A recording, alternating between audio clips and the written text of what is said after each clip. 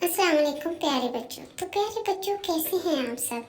प्यारे बच्चों, आज का किस्सा है हजरत हूद अलैहिस्सलाम की कौम का, इंसान का इबरत की बातों को भुला देना। प्यारे बच्चों, तूफान नूह का किस्सा बड़ा ही इबरत वाला है। इस किस्से में नाफरमानों के लिए बड़ा सबक है और अल्लाह बड़ी कुदरत वाला है, जिसकी ताकत की कोई हद नहीं, और नाफरमान अल्लाह की पकड़ से भाग नहीं सकते। लेकिन अफसोस कि जब इस वाक़ये को कई बरस गुजर गए तो जहनों से इस बात की याद मिट गई। इस वाक़ये का खौफ लोगों के दिलों से निकल गया और लोगों को शिर्क का बदतरीन अंजाम भूल गया। अब शैतान को फिर एक बार मौका मिल गया कि वो लोगों को दोबारा बुतों की पूजा पर लगा दे। कौमे आद। प्यारे बच्चों, अरब में एक जगह है जिसका नाम है अहकाफ। वहाँ एक आबादी थी जिसमें कभी कौमे आद रहा करती थी। इन लोगों के बड़े लंबे कद हुआ करते थे। अल्लाह ने इन्हें बेशुमार दौलत, बागात, जानवर और खेतियाँ दे रखी थी। ये लोग ऊंचे ऊंचे महल नुमा घर बनाकर रहते थे। अफसोस के शैतान ने इन्हें बुतों की पूजा पर लगा दिया था और दौलत के नशे में आकर अब ये लोग अल्लाह को छोड़कर बुतों की पूजा करते थे। हजरत हूद अलैहिस्सलाम। अल्लाह ने फिर भी इन लोगों पर रहम किया। हजरत हूद को पैगाम बनाकर इनकी तरफ भेजा। आपने जब इन्हें बुतों की पूजा करते देखा तो वो दिन रात इन्हें समझाने में लग गए। चुनाचा इनके मंदिरों, मजलिसों और मकानों पर जा जाकर इन्हें समझाते, बुत परस्ती से रोकते और अल्लाह की इबादत पर तैयार करते। कौमे आद की हालत। एक दफा कुछ लोग एक मजलिस में बैठे गपशप लगा रहे थे कि इतने में हजरत हूद इनकी तरफ आ निकले। आपने इन्हें मुस्कुराकर सलाम किया, मगर अफसोस कि ना तो इनमें से किसी ने सलाम का जवाब दिया और ना ही अपने पास बैठने को कहा। खैर, आपने जरा बुरा न मनाया, क्योंकि आप इनके इस रवैये के आदी थे। इन्हें अमान और तौहीद की दावत देने लगे। चुनाचा फरमाया, ऐ मेरी कौम, आखिर तुम लोग कब अल्लाह से डरोगे और इसकी इबादत कब करोगे जिसके सिवा कोई दूसरा माबूद नहीं। इसका जवाब एक शख्स ने ये दिया, जो बुत हैं ये अल्लाह के शरीक भी हैं, नाउजुबिल्लाह, और अल्लाह के यहाँ हमारे सिफारशी भी हैं। हम इनकी इबादत ना छोड़ेंगे। आपने मुस्कुराते हुए जवाब दिया, ये सिर्फ झूठ है। इस कायनात में अल्लाह के सिवा कोई इबादत का मुस्तहिक नहीं। कौम की बेअदबी। ये जवाब सुनकर एक शख्स ने खड़े होकर बड़े गुस्से से और चिल्लाकर कहा, तुम झूठे और नादान हो। आपने निहायत सब्र और बर्दाश्त से कहा, मेरे भाइयों, मेरी तस्दीक करो। ऐ कौम के सरदार और बड़े लोगों, मेरी तस्दीक करो। मैं नादान नहीं, मैं तो तुम्हारी तरफ भेजा गया रसूल हूँ। मुझे दोनों जहां के रब ने पैगंबर बनाकर तुम्हारी तरफ भेजा है ताकि तुम्हें नसीहत करूं और सीधा रास्ता दिखाऊं। कौम के लोग ये सुनकर मजाक उड़ाने लगे, अरे वाह, तुम रसूल हो, लो भाई सुनो, ये रसूल है। ये कहते जाते और हंसते जाते और यूं मजाक उड़ाते उड़ाते सब चले गए। हजरत हूद अलैहिस्सलाम का अज़म। प्यारे बच्चों, अल्लाह के पैगंबर हजरत हूद ने हिम्मत ना हारी, ना ही मायूस हुए। इन्हें समझाने में लगे रहे और अल्लाह पर ईमान ले आने और बुतों की पूजा छोड़ने की नसीहत करते रहे। कभी कभी आप इन्हें हजरत लूत की कौम का अंजाम से भी डराते रहे। अल्लाह की बात ना मानने से इन्हें क्या मिला? चुनाचा आप इनसे फरमाते, जरा देखो, अल्लाह ने तुम्हें कितने बड़े और सेहतमंद जिस्म दे रखे हैं, तुम्हें कितनी दौलत दे रखी है। क्या तुम इन नेमतों का शुक्र अदा नहीं करते, अल्लाह पर ईमान नहीं लाते? गुमराही पर डटना। लेकिन कौम गुमराही पर डटी रही, ख्वाहिशों में डूबी रही। इन्हें अपनी दौलत पर बड़ा नाज था बच्चों। ऊंचे मकान पर बड़ा गुरूर करते थे, जैसे कभी मरना ही नहीं, हमेशा इन मकानों में रहना है। हजरत हूद अलैहिस्सलाम को तंग करना। एक दिन कौमे आद ने आपको तंग करने का इरादा किया। चुनाचा एक कहने लगा کیا آپ اپنی بات کے سچ ہونے کی کوئی دلیل پیش کر سکتے ہیں؟ آپ نے فوراً جواب دیا، میرا اللہ گواہ ہے کہ میری باتیں سچی ہیں۔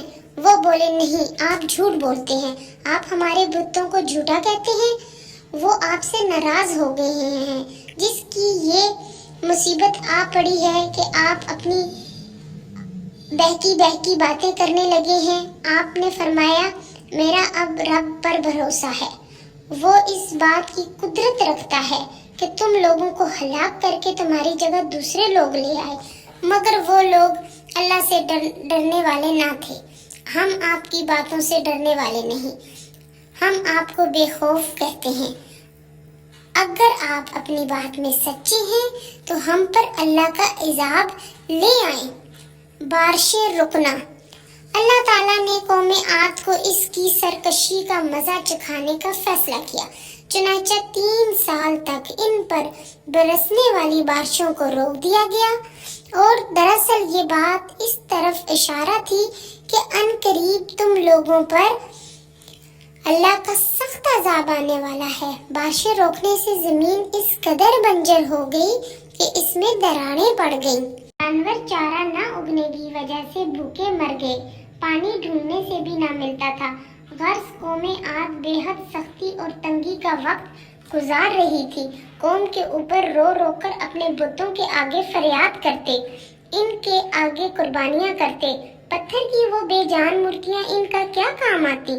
حضرت ہود علیہ السلام کی قوم کو نصیحت۔ قوم کی یہ حالت دیکھ کر حضرت ہود نے انہیں سمجھاتے ہوئے کہا، اے میری قوم، میری بات دھیان سے سنو۔ میری قوم تو ان بتوں کو چھوڑ دو اور ایک اکیلے رحم کرنے والے اللہ کے آگے جھکو، توبہ کرو، گناہوں کی معافی مانگو، وہ تمہاری فریاد ضرور سنے گا، گناہوں کو معاف کرے گا اور تم پر موسلادھار بارشیں برسائے گا، جس سے تمہاری سوکھی زمینیں سریاب ہو جائیں گی، جانوروں کی پیاس بجھ جائے گی، نہریں اور تالاب بھی بھر جائیں گے، کھیتیاں پھل میوے اور باغ اگیں گے، اور خبردار کفر اور شرک سے بچو۔ قوم عاد کی ضد۔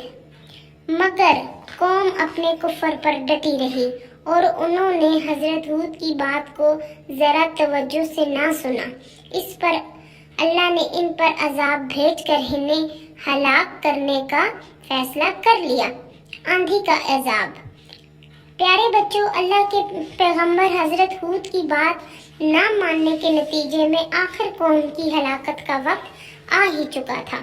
چنانچہ پہلے آسمان سیاہ ہوا، پھر اللہ نے اس پر ایسی تیز آندھی بھیجی کہ آندھی پہلے کبھی نہ آئی تھی۔